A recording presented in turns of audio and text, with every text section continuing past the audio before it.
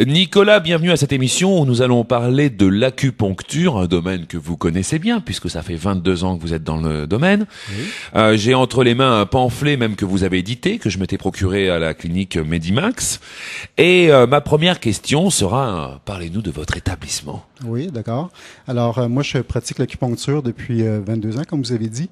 Je pratique également l'homéopathie et aussi la naturopathie. Peut-être pour les auditeurs français, la naturopathie n'est pas tout à fait aussi claire que l'homéopathie. La naturopathie, c'est plutôt en fait tout ce qui est alimentation, tout ce qui est plantes, herbage, exercice, tout ce qui peut aider à ramener la santé chez une personne. Une médecine dite naturelle? Naturelle, c'est ça. Donc, on peut utiliser, par exemple, les alicaments. Donc, ce sont ça peut être tout simplement des légumes que vous achetez à l'épicerie et puis vous pouvez vous servir de ça pour vous guérir. Mm-hmm. Évidemment, un coût ridicule oui. Et avec des effets secondaires nuls aussi. Donc, c'est très intéressant. C'est vrai que sous cet angle-là, des fois, les médicaments nous laissent des surprises. C'est ça. Qu'est-ce que ça peut soigner, l'acupuncture? L'acupuncture, ça traite en fait tous les problèmes de type fonctionnel. Donc, lorsque des organes, par exemple, ne fonctionnent pas bien, on peut citer, par exemple, des allergies, des migraines, des maux de tête, des troubles gynécologiques, des troubles articulaires, l'arthrite, l'arthrose, le rhumatisme. En fait, tous les problèmes de ce type-là sont des troubles fonctionnels. Mm-hmm. Et pour comprendre c'est quoi un trouble fonctionnel, c'est faut un peu le comparer à un trouble organique. Un trouble organique, c'est par exemple, vous avez une valvule du cœur qui ne fonctionne pas bien. À ce moment-là, même si vous avez tous les traitements d'acupuncture au monde, ça va pas empêcher que vous avez besoin d'une opération. Donc, quand l'organe lui-même est touché, l'acupuncture n'est pas efficace. Mais quand c'est le fonctionnement d'un organe qui ne fonctionne pas bien, à ce moment-là, l'acupuncture est la médecine parfaite pour rétablir le fonctionnement de l'organe. Alors, notre recherchiste me disait que vous avez passé récemment, en 2 semaines, à peu près 200 clients. Je trouve que c'est beaucoup. Beaucoup de gens sont malades. Ou comment se fait-il qu'il y a autant de gens qui viennent vous voir? Ben, remarquez, on est l'automne, alors c'est une saison qui est particulièrement difficile au Québec. Les 2 grosses saisons, c'est le printemps et l'automne. Et les gens, en fait, reviennent de vacances, ils commencent leur année de plein pied, ils savent qu'ils vont avoir beaucoup de choses à faire, de stress, les vacances vont être encore loin. Donc, il y a une espèce d'état de... En fait, les gens aiment se préparer, ils aiment se préparer aussi pour l'hiver, que vous savez comme moi, qui est si difficile et long. Disons qu'il est un peu fret. Oui, c'est ça. Et très enneigé maintenant. Alors, c'est sûr que les gens ont besoin de se faire un peu requinquer, je dirais, pour l'automne. Et il y a beaucoup de problèmes qui sont liés aux allergies, au rhume des foins, l'herbe poux, des choses comme ça. Mm-hmm. Mm-hmm. Alors, je regarde votre pamphlet et je vois c'est énorme. On peut se faire soigner si on a des problèmes durant sa grossesse, l'esthétique comme des rides au visage, du raffermissement, des douleurs, des allergies, le système auditif, cutané, oculaire, le système locomoteur. Bref, ça soigne pratiquement tout. Oui, ça aide beaucoup l'acupuncture. Exactement, c'est très très vaste parce qu'en fait on traite tout ça et on traite rien de tout ça aussi.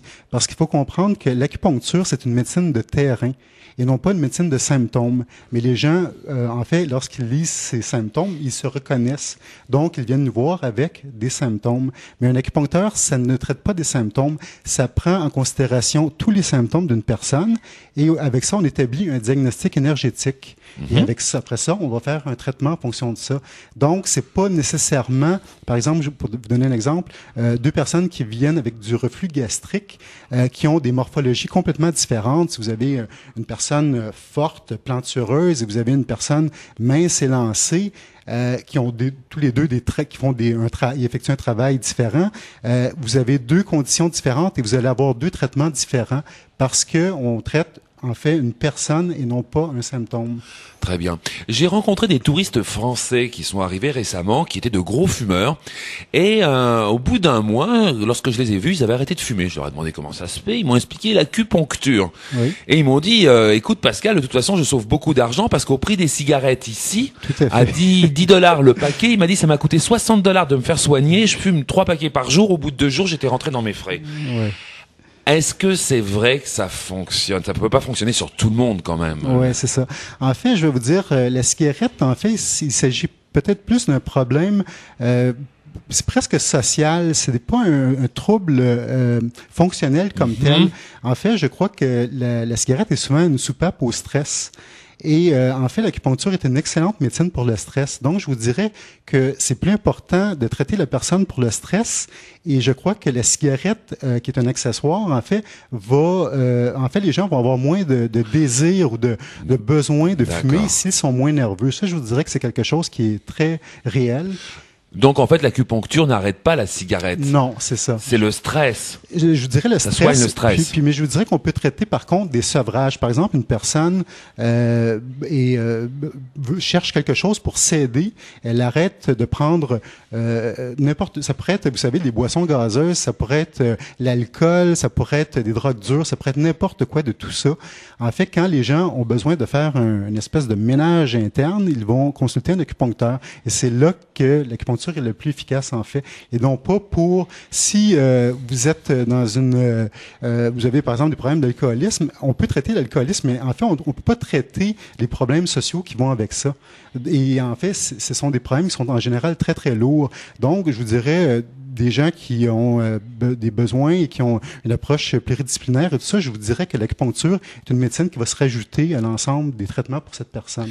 Quels sont les frais en acupuncture? Je vais vous dire, c'est très, très variable. Ça peut aller disons, pour une séance de 45 $ à 70 $. Des fois, vous avez des frais aussi pour une première consultation parce qu'il y a l'ouverture du dossier, l'interrogatoire au début, tout ça. Donc, c'est assez variable, mais je vous dirais que c'est à peu près autour de ça. C'est donc une médecine privée. Ce n'est pas sur le régime de la carte de sens maladie comme on connaît au Québec. D'accord. Ben écoutez, moi je vous remercie pour cette première interview. On va passer à la seconde sur l'histoire de l'acupuncture que vous avez l'air de bien maîtriser. Et puis nous verrons aussi où est-ce que vous êtes situé pour nos touristes français qui aimeraient bien vous rendre visite. Excellent. À bientôt. Merci, au revoir.